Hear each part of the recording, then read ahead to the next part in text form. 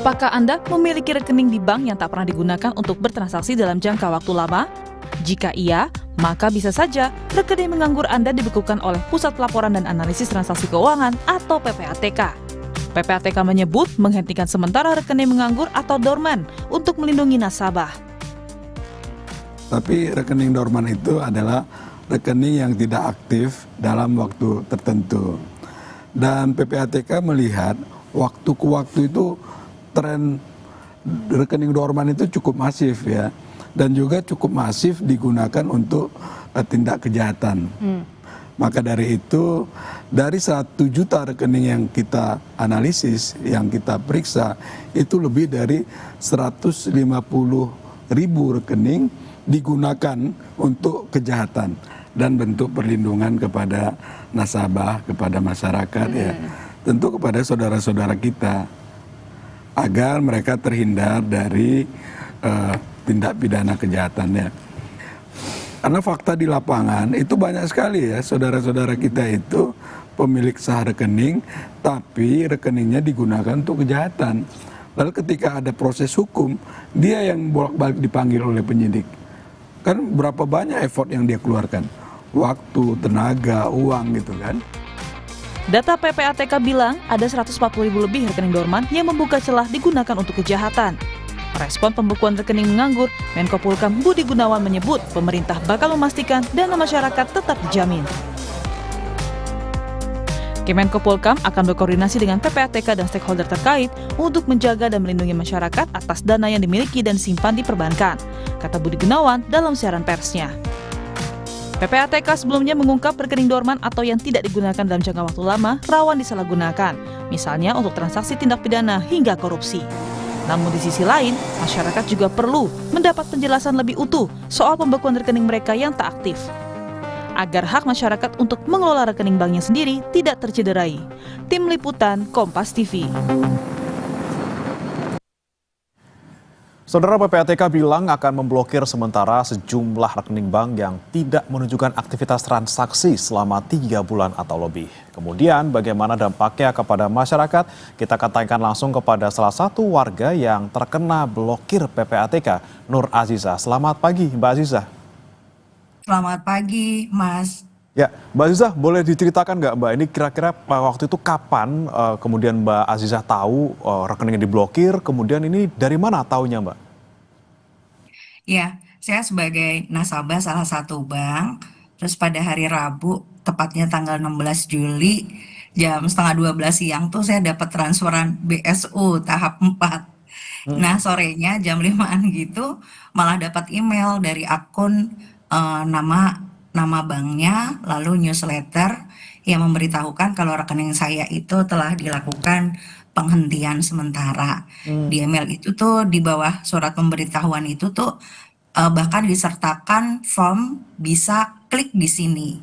Nah, menurut saya kok jadi kayak nggak sejalan ya antara kebijakan dan implementasinya. Pertama karena meski sudah mendapat pemberitahuan telah dilakukan penghentian sementara, tapi faktanya rekening saya masih bisa digunakan sampai saat ini. Semalam saat dihubungi tim Kompas TV, bahkan saya memastikan lagi nih apakah masih bisa melakukan cek saldo lewat mobile banking, dan ternyata masih bisa. Ini bukan berarti saya nantangin loh ya, tapi faktanya ini yang saya alami gitu. Oke, tapi ketika Ya. kemudian dapat notif dari PPATK itu tadi Mbak, kira-kira selain cek saldo bisa yang lain nggak Mbak? Transfer bisa, nerima bisa? Pengambilan juga masih bisa kok Masih saya bisa? lakukan di tanggal 17 juga saya masih bisa melakukan tarik tunai. Nah, yang saya khawatirkan sih sebenarnya ada form di bawah surat pemberitahuan ya yang sepertinya justru mengarahkan saya untuk klik di sana. Nah, ini nih saya tuh sempat curiga di awalnya, wah jangan-jangan ini phishing karena kan kok diarahkan untuk klik satu form yang saya nggak tahu itu form apa, makanya begitu baca surat pemberitahuan itu saya langsung membuangnya ke trash bag ya, dan akhirnya saya melakukan aktivitas untuk cek lagi di mobile bankingnya dan ternyata masih bisa kok dilakukan. Oke, ini Makanya kan jadi kayak Mbak Aziza Kayak masih bisa melakukan semua aktivitas perbankan gitu lewat mm-mm. m-banking. Kemudian Mbak Aziza sempat nggak mencoba untuk menghubungi pihak PPATK atau misalnya menghubungi pihak bank untuk memastikan ini benar nggak sih rekening saya kena blokir gitu? Belum sih sampai hari ini saya belum memastikan karena ternyata tarik tunai pun kan saya masih bisa. Jadi Mm-mm. ya saya rasa saya belum perlu untuk melakukan pengecekan ke bank. Oke, tapi Mbak Aziza kalau kita trace back ke belakang gitu ya, sebenarnya ini rekeningnya Mbak Aziza ini adalah rekening yang utama atau rekening secondary gitu Mbak? Dulu waktu masih kerja di perusahaan ini jadi rekening utama ya, tapi setelah saya bekerja sebagai freelancer ini jadi ya masih jadi rekening utama yang artinya kan sekarang juga ya keluar masuknya nggak begitu aktif karena sekarang setelah saya juga bergabung di salah satu pekerjaan yang baru ada rekening utama di luar rekening ini di luar rekening yang plat merah. Jadi ini akhirnya jadi secondary sih. Nah, Hmm. sebenarnya udah ya hampir 2 tahun lah, cuman kan keluar masuknya juga ya kalau ada job-joban aja sih. Oh, kira-kira Yang berapa rutin. lama frekuensinya ketika ada transaksi di rekening Mbak yang secondary ini? Apa misalnya bisa dipastikan setiap bulan ada atau 3 bulan sekali gitu Mbak? Nggak mungkin setiap bulan sih. Hmm. Ya kalau ada kerjaan kayak bisa sekitar terakhir, tapi sebelum saya dapat surat pemberitahuan itu, saya masih ada pekerjaan sebulan sebelumnya malah. Oke, sebulan sebelumnya ada pekerjaan dan Hmm. ada rekening, ada mutasi masuk gitu ya? Betul, betul. Ada mutasi masuk ke rekening saya. Oke, tapi pernah nggak Mbak Aziza rekening itu kemudian tidak ada aktivitas sama sekali di jangka waktu lebih dari 3 bulan? Ada, pernah. Itu dan ini sebelum Iya. ada pengumuman ataupun kebijakan soal pembekuan rekening ini ya Mbak ya? Sebelum adanya ini justru sempat sih 3 bulanan nggak aktif gitu. Terus terakhir itu ya yang sebulan sebelum ada pemberitahuan.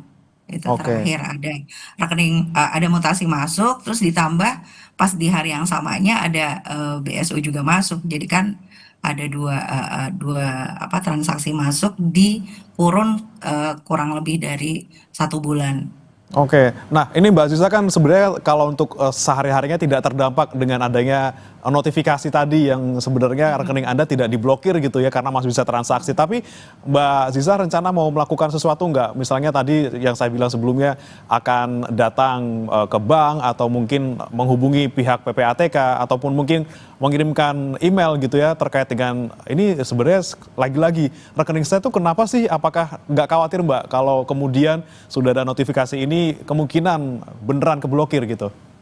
Hmm, Mungkin ya yang nanti bisa saya lakukan, mungkin saya akan coba cek dulu ya ke bank ya, apakah benar-benar rekening ini sudah terblokir. Nah, tapi yang saya mau tanyakan sebenarnya yang apa kebijakan ini tuh yang menggelisahkan buat ibu mertua ya. Jadi kan Hmm. karena orang sudah tua, lalu begitu mendapat kabar seperti ini kan jadi dia bingung sementara rekening dia tuh aktivitasnya ya hanya mutasi dari transferan anak-anaknya gitu kan, Hmm. transaksinya justru ya masuk dari anak-anaknya yang juga nggak tentu setiap bulan sekali. Nah, apakah ini juga akan terblokir juga? Ya, nanti mungkin sih bisa dilakukan pengecekan ke bank juga sih. Oke, terakhir Mbak Ziza, mungkin menurut Anda seperti apa nih ketika Anda mendengar adanya kebijakan ini dan Anda menerima notifikasi, menurut Anda seperti apa kebijakan pemerintah ini dan harapan ke depannya seperti apa Mbak?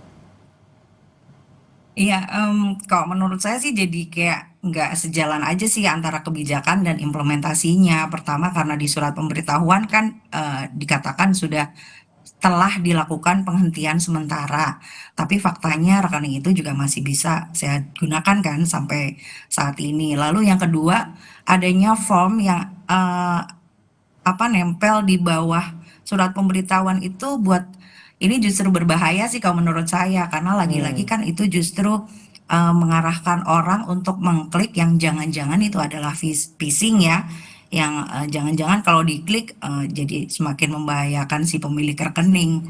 Terus juga saya justru mau bertanya sih sebenarnya kenapa sih kebijakan ini dilakukan dan mau dikemanakan sih uang milik nasabah yang adalah milik rakyat gitu kan. PPATK kan juga bilang dari 150-an tadi dari video tadi yang diputarkan dari 150-an ribu rekening yang diblokir kan ada nilainya sekitar 428 miliar. Nah, itu uangnya mau dikemanakan?